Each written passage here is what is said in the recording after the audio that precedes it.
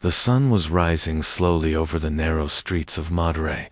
The city was quiet, but inside one small house, there was already movement.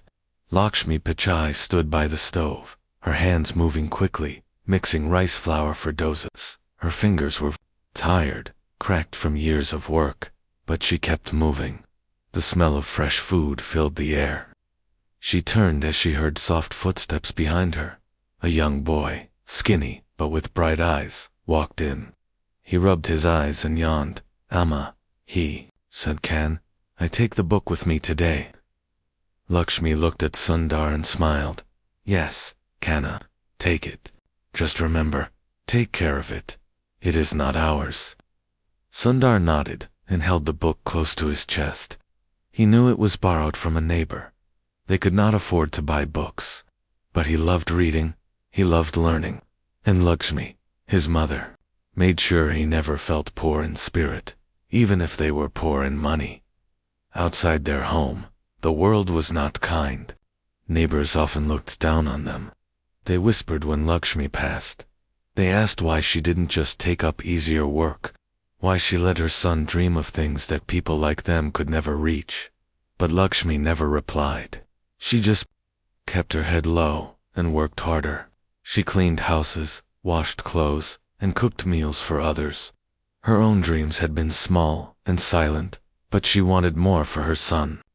She wanted Sundar to believe he could reach the stars even if they were far one day. Something happened that would change everything. Lakshmi had gone to the nearby grocery shop.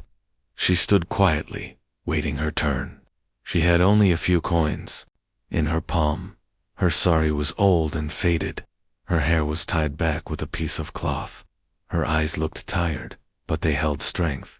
A man in the shop, wearing a clean white shirt, turned to her with a frown. "You again," he said loudly. "Don't stand near the good items. People like you make this place look cheap." The shopkeeper didn't say anything. Other people turned their heads. Some looked away. Some laughed quietly. Lakshmi stood still. Her heart was heavy, but her face did not change. "I'm just here to buy rice," she said softly. The man scoffed. "Then hurry, or go beg somewhere." Elsa was not the first time she had been spoken to like that. But that day, Sundar was with her. He had followed her after school.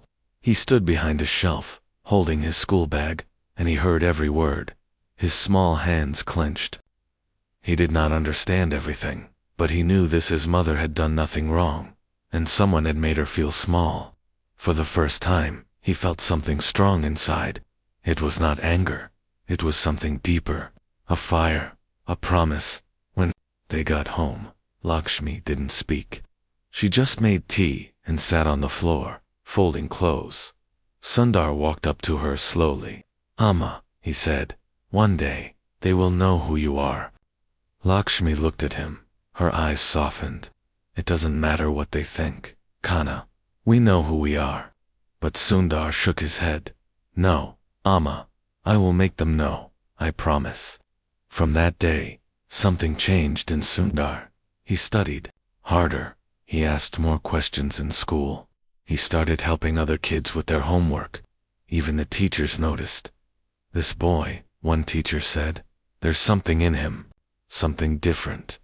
But Sundar never forgot that day at the shop. He didn't tell his mother, but it became his reason. Every time he felt tired or lost, he would remember her face, calm, strong, but silently hurt, and he would keep going. Years passed. Sundar got into a good college. It was not easy. There were days he went without proper food. He walked long distances to save money. He used old notebooks, wrote on the back of used pages. But he never stopped. Meanwhile, Lakshmi continued her work. She never complained. She never asked for anything. Sometimes, neighbors still spoke badly. Some even said she was wasting money on a son who would leave and forget her. But she just smiled. Then came the day Sundar got his letter. It was from a university in America. He had received a scholarship, full. He walked home, holding the letter tightly. When he saw his mother, she was washing dishes. "Uma," he said, his voice shaking. They want me to come to America. To study. Lakshmi looked at him. For a moment, she said nothing. Then she smiled. It was not a loud smile. It was quiet, peaceful. I always knew you would go far. He hugged her tightly. Tears rolled down both their faces, but the story didn't end there. After years of study, struggle, and growth, Sundar rose higher and higher. He worked hard, he stayed humble, and one day, he was made the CEO of Google. The world knew his name now. Newspapers printed it. Leaders praised him. Children looked up to him. But Sundar never forgot that day in the shop, or the woman who stood, silently, holding rice in her hand, while the world looked down on her. One morning, years later, Sundar came back to Madurai. It was a quiet visit. He didn't tell anyone. He walked into that same grocery shop. The man behind the counter was still there, older now. He didn't recognize Sundar at first. Sundar stood beside his mother, who had walked in slowly, unsure of why they were there. The shopkeeper looked up. Yes, what do you want? Sundar looked straight at him. Then he said calmly, "This is my mother. Remember her?" The man looked confused. Then a flash of memory crossed his face. Sundar continued, "You once told her not to stand near the good items. You said people like her made the shop look cheap." Silence filled the room. "Today," Sundar said softly, "you should know she is the reason I became who I am. And she is the most valuable person I know." The shopkeeper said nothing. Lakshmi looked down, her hands trembling. Sundar held her hand gently and turned to leave. Outside, the sun was shining again. The street was still narrow, still crowded. But to Lakshmi, it felt different, lighter, freer. Her son had spoken just one sentence, but it was enough. It was everything. The wind was quiet that morning in Madurai, but inside Lakshmi's heart, a storm had begun to settle. The walk back from the shop with Sundar by her side felt different. It was not just about what he said, it was the way he said it. Calm, certain. For the first time, Lakshmi felt that years of silent sacrifice were no longer invisible. That night, she could not sleep. She sat by the small window in their home, the same one where she had watched her children grow, watched her husband go to work, watched the world pass by. And now, her son had spoken words that moved the earth beneath her tired feet. "Why now?" she whispered to herself. "Why today?" But there was no answer. Only the soft sounds of the night and Sundar sleeping peacefully, as if the weight he had carried for years had finally shifted. In the days that followed, word spread quietly in the neighborhood. Some whispered it with pride, some with jealousy. Some tried to pretend it didn't matter, but it did. The shopkeeper had stopped looking people in the eye. He became quieter. Some said he had changed. Others didn't care. But deep down, everyone knew something had shifted. One evening, Lakshmi was at the temple lighting a small diya. A woman she barely knew came and stood beside her. "Your son," she said softly. "He speaks for all of us." Lakshmi turned slowly, surprised. "My husband used to say I was only good for the kitchen," the woman added. "But when he saw your Sundar on the news, speaking so proudly about his mother, he didn't speak that way again." Lakshmi smiled gently. Her hands trembled a little, but her heart felt strong. Still, she didn't fully believe that one sentence could change the way the world treated someone like her. But Sundar did. He had seen too much, remembered too much. In the eyes of the world, he was a tech leader, a CEO, a role model.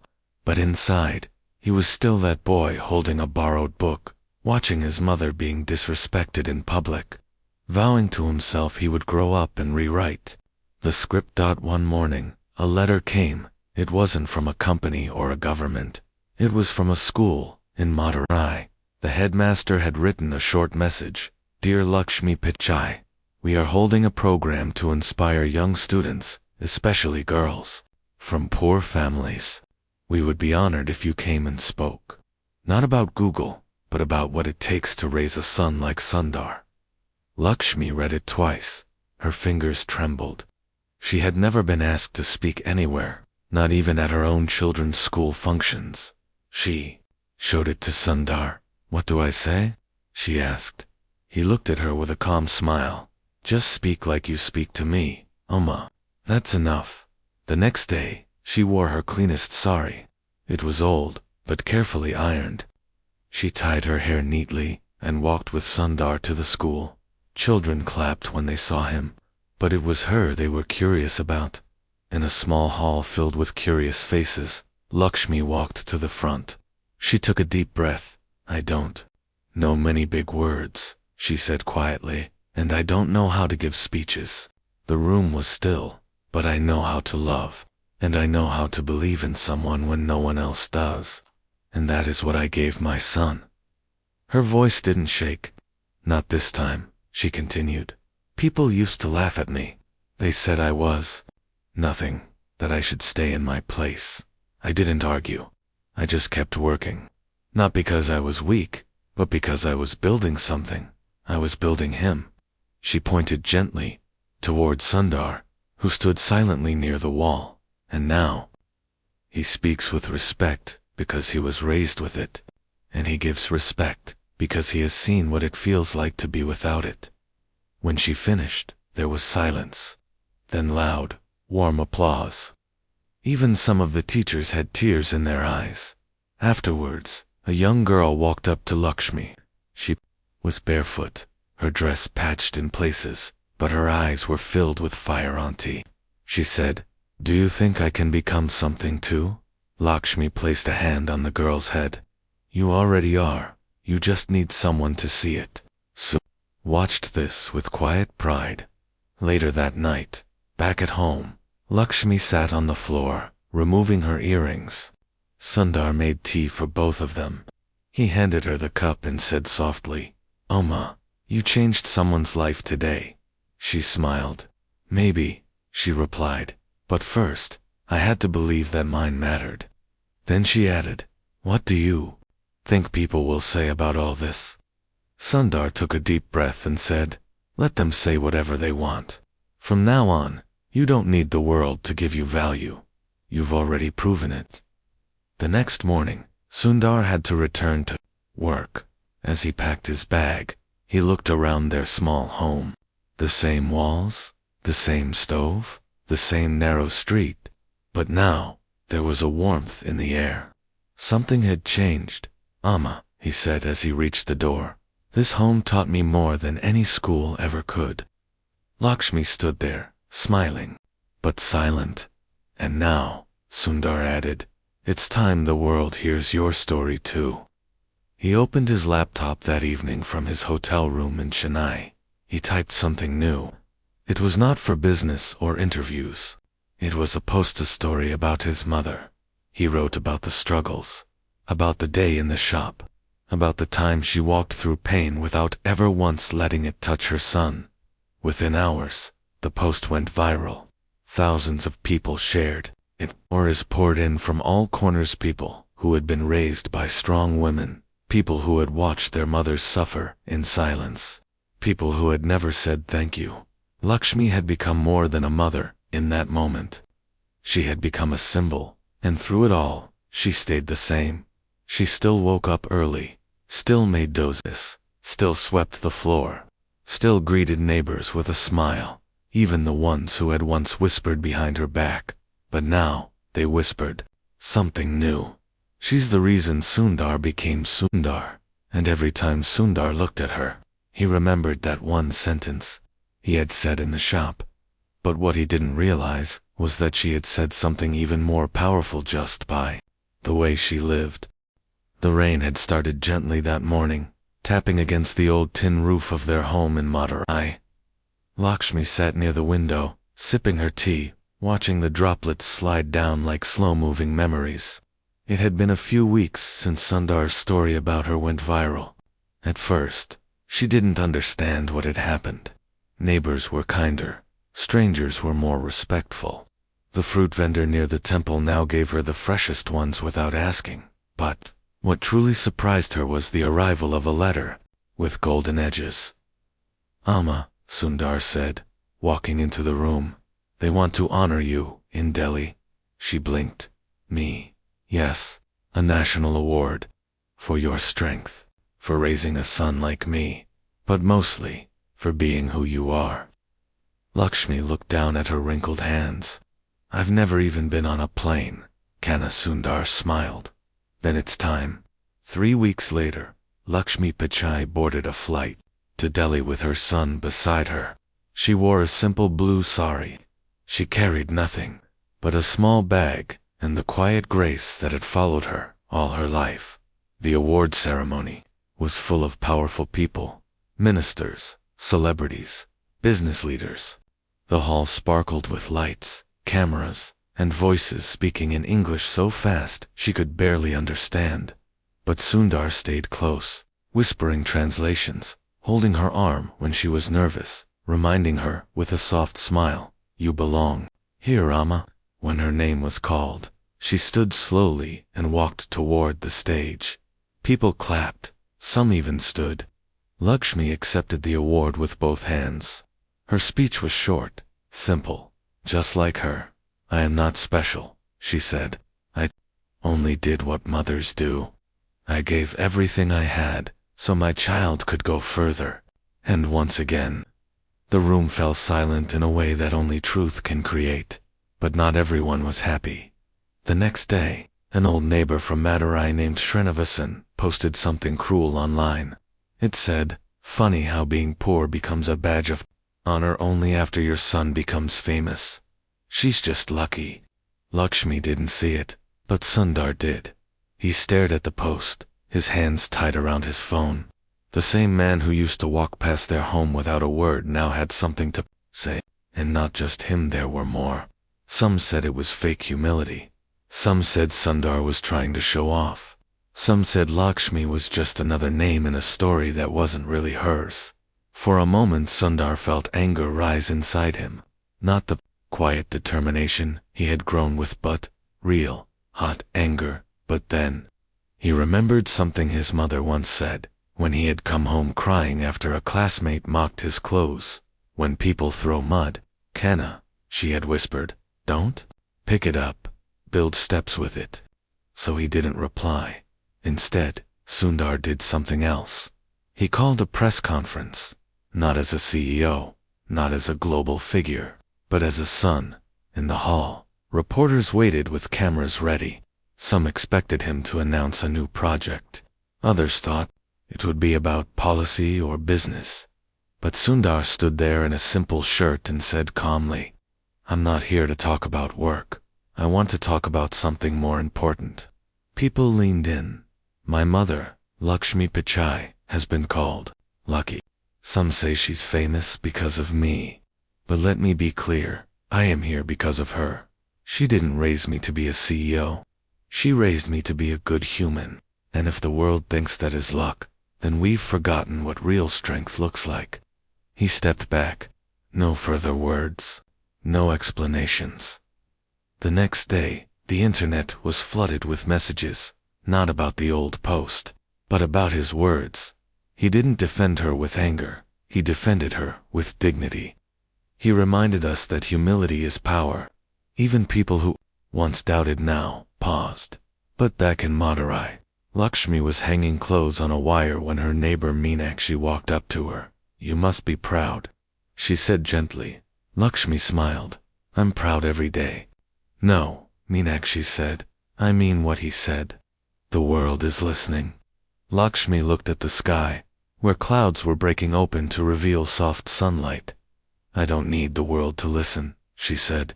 "I just need him to remember who he is." And that's what Sundar did. He began a quiet mission, not for headlines, not for applause. He started writing letters to schools across India, asking them to hold Mother's Day of Strength. Not the kind with gifts and flowers, but a day where children could speak about the sacrifices their mothers made. He wanted to hear voices like Lakshmi's, stories that had never been told. Some schools didn't respond. Some said they were too busy. But a few said yes. And in those schools, something beautiful began. A girl in Rajasthan spoke about her mother, who stitched clothes until midnight to pay her fees. A boy in Kerala cried as he described his mother waking at 4 to pack lunch for 3 jobs. And in a small village in Bihar, a child who had never spoken in class stood up, voice shaking, and said, "My mother taught me how to read by tracing letters in mud." Sundar collected all these stories. He made a small website, just a simple page. He named it, because of her, and Lakshmi. She still swept the front of her home every morning, still made tea with cardamom, still smiled at everyone who passed. But now, children who walked by would stop and say, "Auntie, we saw you on TV." And she would laugh gently. "No, Kanna, you saw my son." But they would reply, "No, Auntie, we saw you." It was a quiet afternoon in Madurai. Sunlight spilled across the veranda as Lakshmi peeled vegetables for dinner. The street outside bustled softly, children running with bare feet, a temple bell ringing far away, and the distant sound of a street vendor shouting the price of guavas. But inside Lakshmi's home, it was peaceful. That peace, however, was about to be shaken. Sundar had come back for a short visit. He had been invited to a leadership summit in Chennai, but he changed his schedule just to spend 2 days with his mother. For him, those 2 days mattered more than the biggest tech meetings in the world. On the first evening, he sat with Lakshmi, on the floor, both sipping warm tea. The fan creaked above them. Lakshmi looked at her son carefully. "You're tired," she said. Sundar smiled. "A little. The world moves fast, Amma." "Then sit still," she said gently. "Let the world spin. You don't have to spin with it all the time." He chuckled. "That sounds like something from a poem." "No," she replied. "It's just something I learned from standing in long lines, waiting for water." Her words always carried quiet strength. That night, while Sundar slept in his old bed, Lakshmi heard a knock on the door. She opened it. Slowly. 2 men in formal clothes stood there, holding a file. "We are from the district office," one of them said. "We need to talk about your land." Lakshmi frowned. "What about it?" "There is a petition. Someone is claiming that this land belongs to their family. It's a legal issue now." Her hands began to tremble. This house, this tiny, cracked, beloved home, was the only thing she had built after her husband died. It was where she raised her children. It was where she taught Sundar to tie his shoelaces, where she cried quietly when they didn't have enough rice, where she stayed awake during stormy nights, listening to the roof leak drop by drop. "Who says this?" she asked. The man handed her a copy of the complaint. The name on it made her heart sink. Ramesh, her own cousin. They had not spoken in over 20 years. When her husband died, Ramesh had offered to buy the land at a low price. She refused. Since then, they never spoke again. Now, after all these years, he wanted to take it. "You can fight it," the officer said, "but you'll need a lawyer."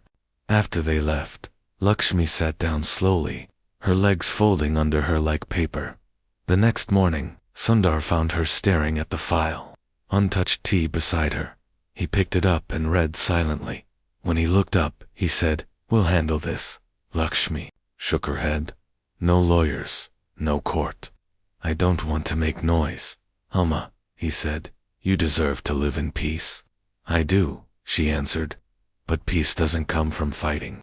It comes from knowing when to stand and when to let go." Sundar knew that look in her eyes. He had seen it before, the day at the grocery shop. The day she packed his bags for college, hiding her tears behind a cloth. And now, he saw it again. Her pain was real, but so was her strength. Later that week, Sundar arranged a meeting with a lawyer anyway. But Lakshmi did not go. She went to Ramesh's house alone. His wife opened the door, surprised. "Lakshmi." "I'm not here to argue," Lakshmi said. "I just want to speak." Ramesh came out, stiff and cold. "You should go through the court, not here." Lakshmi looked him in the eye. "I'm not afraid of court. I'm afraid of what bitterness does to people." He didn't reply. She continued, I raised my children here. I made this house with nothing. If you want to fight me in court, I won't stop you. But I hope one day you'll remember that we are the same blood. Ramesh turned away. Lakshmi left, quiet as always. When she returned, Sundar asked, Why do you always take the softer road, Oma? She looked at him. Because the world already knows how to shout. Someone has to show how to stand in silence. A week later, a letter came from the district office. The case was dropped. Ramesh had withdrawn the claim. Sundar was surprised. He called him. Ramesh answered after a few rings. Why did you let it go? Sundar asked. There was a pause. Then Ramesh replied, Because your mother didn't try to defeat me. She reminded me who I was before I became greedy. It was one of the rare times Sundar was truly speechless. After that, Sundar returned to America. He had meetings, interviews, and decisions to make. But something stayed in his heart, the image of his mother walking alone to a man who had hurt her, not to demand, but to remind. A few months later, Sundar was invited to a conference in Singapore. The theme was leadership. On the final day, the speaker asked a question. Who is the strongest leader you've ever known?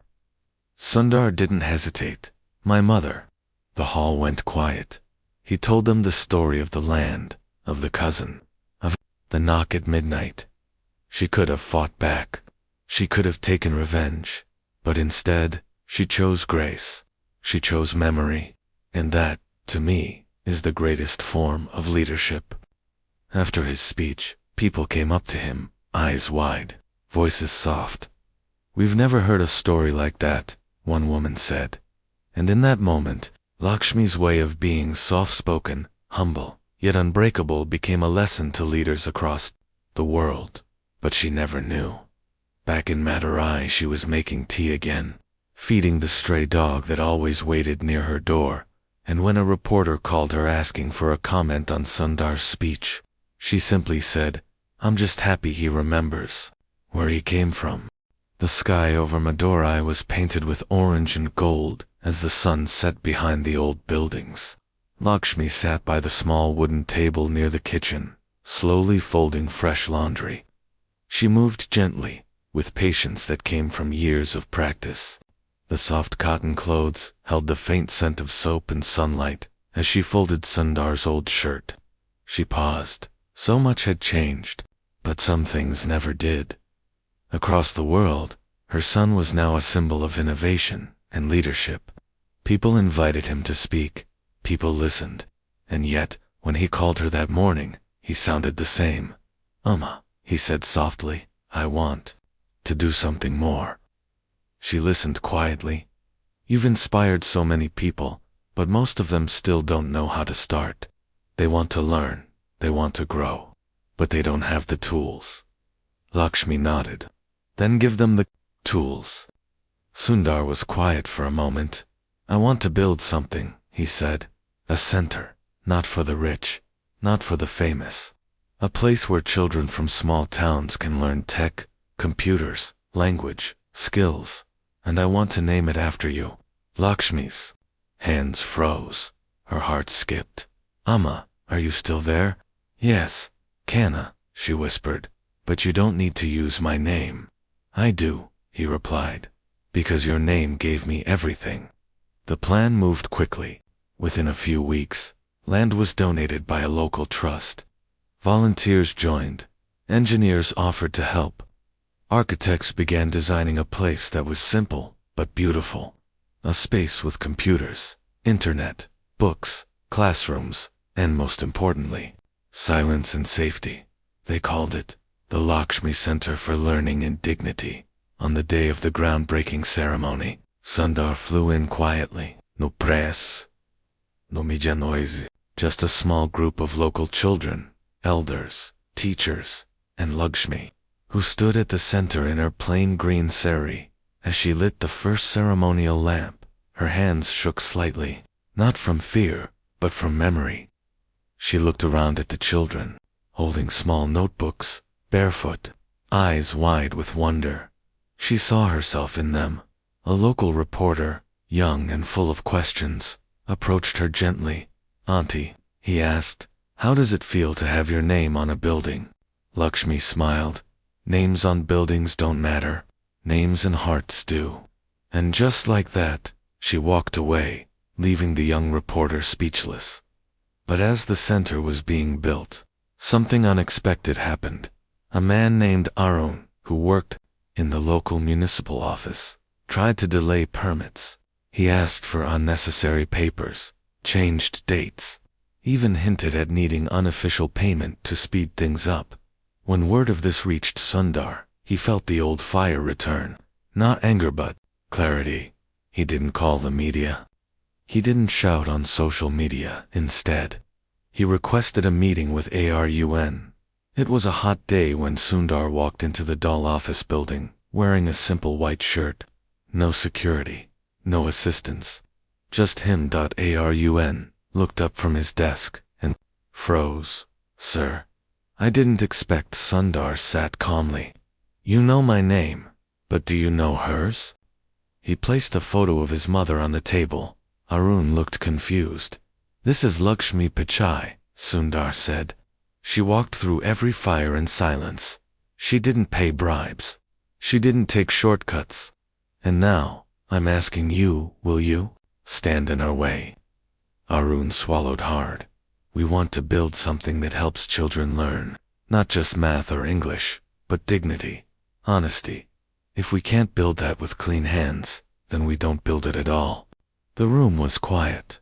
2 days later, every permit was approved, without a single delay. When Sundar told Lakshmi, she didn't smile with pride. Instead, she closed her eyes and whispered, "Thank you for protecting her name." Weeks passed. The center began to take shape: bright walls, large windows, shelves of books, rows of donated laptops, simple benches. It wasn't a palace, but it was alive, and on the day it opened, something happened that Lakshmi never imagined. A young girl stepped up to the microphone. Her name was Meera. She was 13, shy, and from a family of farmers. She wore a simple dress and held a crumpled piece of paper. "I didn't think I would speak," she said nervously. "But then I saw Auntie sitting there." She pointed to Lakshmi, who looked up, surprised. "Auntie," she said, "my Oma also works as a cook. People make fun of her. They laugh at her old shoes. But today, I saw how your son looks at you, and I thought, maybe one day, I can make my Uma feel proud too." The audience clapped gently. Lakshmi wiped a tear from her cheek. She didn't speak. She didn't need to. Later that evening, as the sun dipped behind the new center, Sundar and Lakshmi sat under a neem tree, watching the children run in the courtyard. "Amma," Sundar said, "did you ever think we would come this far?" She looked at the children. "I didn't think about far. I only thought about forward." Sundar smiled. "And now you're changing lives." Lakshmi shook her head. "No, they are changing mine." Just then, a boy ran up, out of breath. He held a small notebook with a bright blue cover. "Auntie," he said, "can you help me write my name in English?"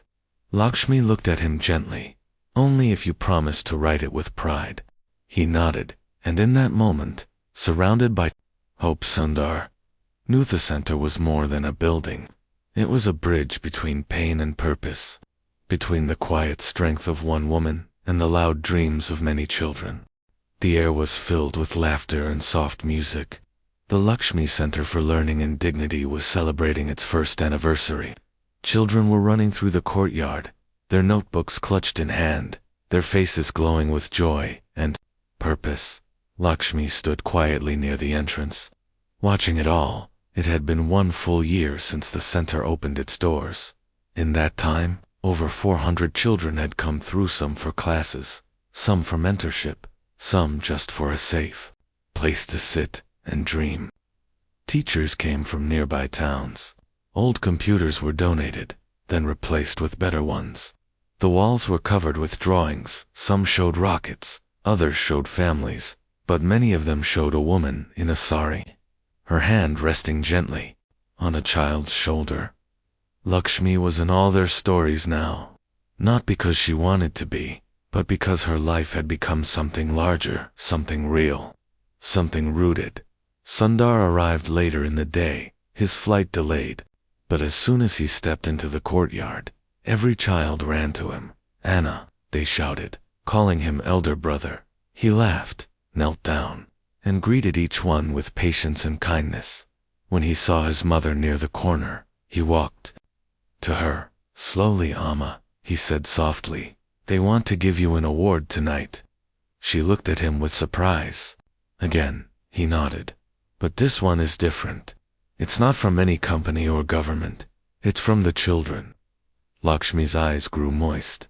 They call it the Uma Award, Sundar said with a smile. They created it themselves, made from clay and paper. Lakshmi placed a hand on his cheek. This is the only award I will ever need. As night fell, the lights in the courtyard glowed warmly. Everyone gathered under the open sky. A stage was set, not fancy, just a wooden platform with garlands, made by the children. Meera. The young girl, who had spoken a year ago, now stood taller and more confident. She stepped forward with a simple brown box in her hands. Auntie, she said into the microphone, you didn't ask for any of this, but you gave us everything. She opened the box. Inside was a small handmade trophy. It was uneven, a little crooked, but beautiful in its own way. On it were written 3 words, in Tamil, Uma, of dignity. Lakshmi walked slowly to the stage. The children clapped. Even the elders in the crowd wiped their eyes. She held the award gently. I never stood on a stage before, she said quietly, and I don't know what to say. But if this moment teaches you anything, let it be this: dignity does not come from money, or clothes, or fame. It comes from how you treat others, and how you carry pain without making others feel it. The courtyard fell silent, not out of duty, but out of deep respect. My son once said one sentence in a shop that changed everything. But today, I want to say something too. She paused, then spoke clearly. You are not small because you come from a small place. You are big when your heart is kind. Never forget that. And with that, she stepped down. The night turned into music, dancing, shared meals, and quiet smiles. But the story did not end there. 2 months later, a new center opened in a small town in Andhra Pradesh, also in her name. Then one in Rajasthan, and then another in West Bengal. People didn't want just technology, they wanted inspiration, and Lakshmi's story was being printed in school books, translated into 5 languages, narrated on local radio stations, and taught as part of a chapter on moral courage. She received hundreds of letters, not from officials, but from mothers. My daughter looks at me differently now. My son hugged me today and said thank you. I walked into the school and they stood for me. Lakshmi read each one, tears in her eyes, hands pressed together in gratitude. One evening, as the rains poured softly outside, Sundar sat beside her again. Uma, he said, do you ever miss the quiet days? She looked at him. No, she said, because my quiet days made this noise possible. They both laughed. Sundar leaned his head on her shoulder, like he used to when he was a child. I wish Appa was here to see all this, he whispered. Lakshmi placed her hand gently on his head. He is. Outside, the rains washed the earth. Inside, the home was filled with light, not the kind from bulbs or screens, but the kind that came from love, sacrifice, and the unshakable truth of a mother's strength. And far away, in another town, a little girl opened her notebook and wrote, my mother is like Lakshmi Pichai, strong, soft, silent, and shining. The wind carried the smell of jasmine and rain as Madurai prepared for a celebration unlike any other. Across the city, walls were painted with soft murals. On school gates, ribbons fluttered. Children rehearsed lines, folded paper flowers, and practiced songs. But this was not a festival for gods or kings. It was a day named after her. Lakshmi Day, a day chosen by schools across India to honor mothers who had built their children's dreams from scratch. Mothers who had worked quietly, without medals, without stages, without applause. Lakshmi Pichai had no idea.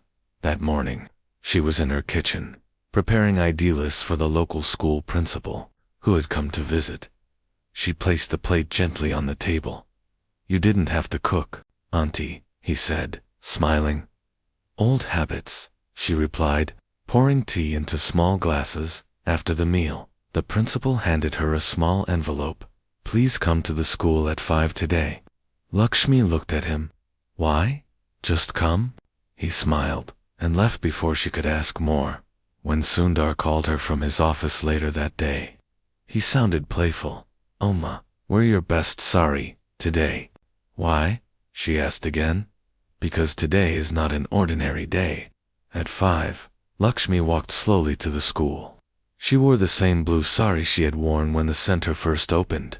Her hair was tied neatly. Her steps were steady. She expected a small event, maybe a song, maybe a child's speech. But when she entered, her breath caught in her chest. The entire school ground was filled. Hundreds of children, their mothers beside them, teachers, elders, and even officials standing with flowers in hand. At the center was a large banner, "Lakshmi Day," to honor the strength behind every dream. Lakshmi froze. Someone walked her to the front, gently. She tried to speak, but no words came.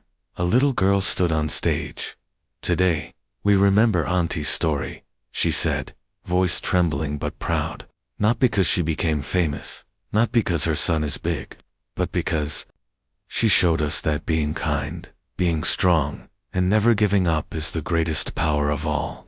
Another child came up and handed Lakshmi a handmade garland. "Auntie," he said, "this is not for what you did, it's for who you are." Lakshmi pressed her hands together. Her eyes filled, and then Sundar appeared, walking through the crowd. Quietly, he had flown in that morning, secretly. When his mother saw him, she smiled with the same warmth she had carried all her life. "You did this," she whispered. He nodded. "We all did." Then he turned to the children. "My mother taught me something no school ever did," he said gently.